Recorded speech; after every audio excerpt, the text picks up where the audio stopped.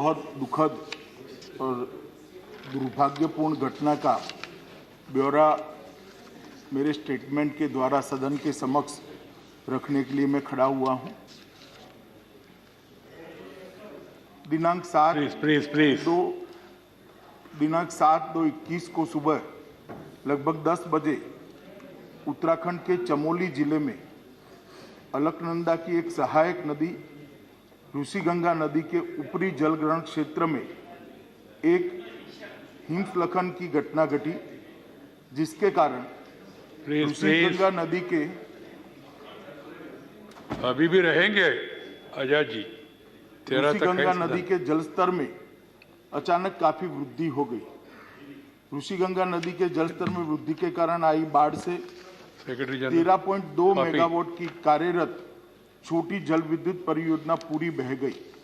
इस अचानक आई बाढ़ ने निचले क्षेत्र में तपोवन में धौलीगंगा नदी पर स्थित एनटीपीसी की निर्माणाधीन 520 मेगावाट की जल विद्युत परियोजना को भी नुकसान पहुंचाया है।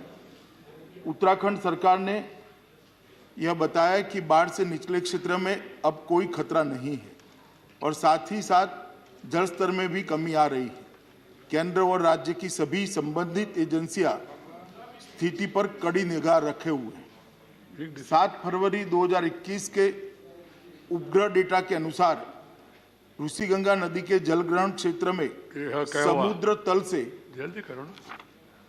समुद्र तल से लगभग 5600 मीटर ऊपर स्थित ग्लेशियर के मुहाने पर हिमस्खलन हुआ, जो कि लगभग 14 वर्ग किलोमीटर क्षेत्र जितना बड़ा था, जिसके कारण ऋषिगंगा नदी के निचले क्षेत्र में फ्लैश फ्लड की स्थिति बन गई। उत्तराखंड सरकार से प्राप्त सूचनाओं के अनुसार अभी तक 20 लोगों की जानें जा चुकी हैं। ये आंकड़ा महोदय मैं थोड़ी स्पष्टता करना चाहूँ तो कल शाम 5 बजे तक का है, वो बदलता रहता है, और 6 लोग घायल हैं। प्राप्त जानकारी के अनुसार 197 व्यक्ति लापता है, जिसमें एनटीपीसी के निर्माणाधीन परियोजना के 139 व्यक्ति, ऋषिगंगा कार्यरत परियोजना के 46 व्यक्ति और 12 ग्रामीण शामिल हैं। राज्य सरकार ने यह सूचना विभिन्न स्रोतों के माध्यम से इकट्ठा की है, जिसमें परिवर्तन संभव है। एनटीपीसी परियोजना के 12 व्यक्तियों को एक टनल के अंदर से सुरक्षित बचा लिया गया है। ऋषिगंगा परियोजना के भी 15 व्यक्तियों को घटना के समय ही सुरक्षित बचा लिया गया है। एनटीपीसी परियोजना की एक दूसरी टनल में लगभग अंदाजन 25 से 35 लोग फंसे होने का अनुमान लगाया जा रहा है। इस टनल में फंसे हुए लोगों को सुरक्षित निकालने हेतु बचाव अभियान युद्ध स्तर पर जारी है। साथ ही साथ लापता व्यक्तियों को ढूंढने का कार्य भी बड़े पैमाने पर किया जा रहा है। राज्य सरकार ने जान गंवाने वालों के परिजनों के लिए 4 लाख रुपये की सहायता की घोषणा की है। घटनास्थल के नजदीक 13 छोटे गांव से एक पुल बह जाने के कारण संपर्क बिल्कुल कट गया है। इन गांवों के लिए रसद और जरूरी मेडिकल सामान हेलीकॉप्टर के द्वारा लगातार पहुंचाया जा रहा है। केंद्र सरकार द्वारा स्थिति को 24 घंटे उच्चतम स्तर पर निगरानी की जा रही है। माननीय प्रधानमंत्री जी स्वयं स्थिति पर गहरी निगाह रखे हुए हैं। गृह मंत्रालय के दोनों कंट्रोल रूम द्वारा स्थिति पर 24 घंटे नजर रखी जा रही है और राज्य को हर संभव सहायता मुहैया कराई जा रही है।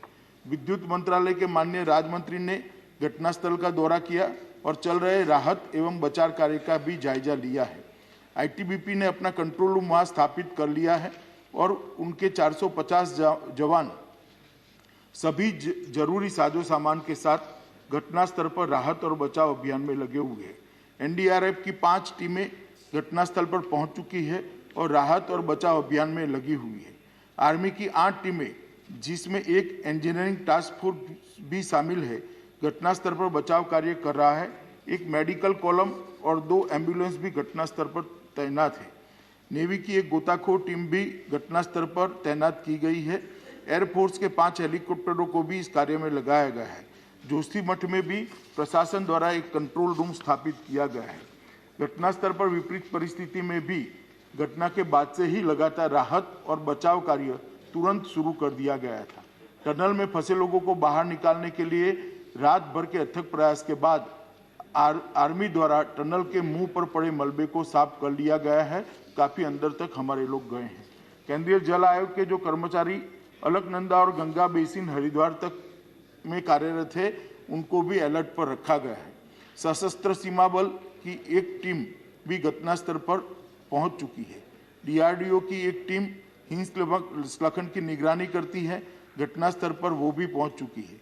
एनटीपीसी के सीएमडी भी घटनास्थल पर पहुंच चुके हैं। नेशनल क्राइसिस मैनेजमेंट कमेटी की मीटिंग 7 फरवरी को ही 4:30 बजे कैबिनेट सचिव की अध्यक्षता में हुई, जिसमें सभी संबंधित एजेंसियों को समन्वय के साथ काम करने और राज्य प्रशासन को सभी जरूरी सहायता उपलब्ध कराने के निर्देश दे दिए गए हैं। केंद्रीय एजेंसियों के साथ साथ जिला प्रशासन, पुलिस और राज्य आपदा प्रबंधन विभाग भी राहत और बचाव कार्य में जुटे हैं। एसडीआरएफ की 2 टीमें भी राहत में और बचाव में कार्यरत है। राज्य स्वास्थ्य विभाग की 7 टीमें, 8 एम्बुलेंस मुख्य स्वास्थ्य अधिकारी के साथ मौके पर मौजूद है। इसके अतिरिक्त राज्य सरकार ने 5 हेलीकॉप्टरों को भी बचाव कार्यों के लिए तैनात किया हुआ है। घटना के बाद सभी जगह बिजली की बहाली लगभग कर दी गई है। बीआरओ और राज्य पीडब्ल्यूडी द्वारा 5 पूर्ण रूप से टूटे हुए पुलों की मरम्मत शुरू की जा चुकी है। मैं यहाँ ये भी बताना चाहूँगा कि वित्त वर्ष 2021 में राज्य आपदा जोखिम प्रबंधन कोष एसडीआरएमएफ से लगभग 1041 करोड़ रुपये उत्तराखंड के लिए आवंटित किए गए हैं, जिसमें केंद्रीय की प्रथम किस्त ऑलरेडी 468 करोड़ रुपए की राशि राज्य को जारी की जा चुकी है। मैं सदन को केंद्र सरकार की ओर से यह आश्वस्त करना चाहता हूं कि राहत और बचाव कार्य के लिए सभी संभव उपाय राज्य सरकार के साथ समन्वय के साथ किए जा रहे हैं और जो भी आवश्यक कदम उठाना जरूरी है वो उठाए जा रहे हैं।